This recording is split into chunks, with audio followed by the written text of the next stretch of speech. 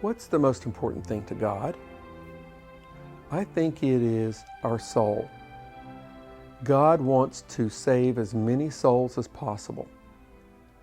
And we spend so much of our time and effort talking to Him about our finances, about our health, about our relationships, about whatever other troubles that we have going on in life. And that's okay. We need to talk to God about these things. But He wants our soul. And how does He get our soul? At the foot of the cross.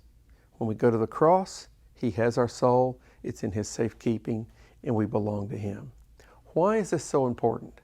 I think it's important that when we're praying for others, we keep this one central thing in mind, because we're tempted to become amateur gods, if you will. We don't want people to suffer. We don't want them to go without. And that's okay, except we need to keep in mind that they probably need to go through that hardship or that suffering or that excruciating thing in order to get to a place where they're willing to come to the cross themselves. I've talked about intercessory prayer before, where you bring others to the cross and you take blood from the feet of Jesus and you put it on their forehead and you've marked them for Jesus and you give Him special permission to act in their life, to save them, to get them to a point where they'll come themselves to the cross. But He's interested in their soul. So when you're agonizing for someone, remember that God has to do all kinds of things in order to get someone to finally give up. We don't learn the easy way. He would do it the easy way if we would learn that way, but we have a sinful nature, and a sinful nature demands that we do this the hardest way possible.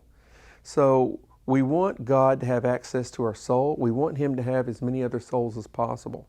So when you're praying for others, keep that in mind and take them to the cross and give Him permission to do whatever He needs to do to get them to come to the cross themselves so their soul may be saved.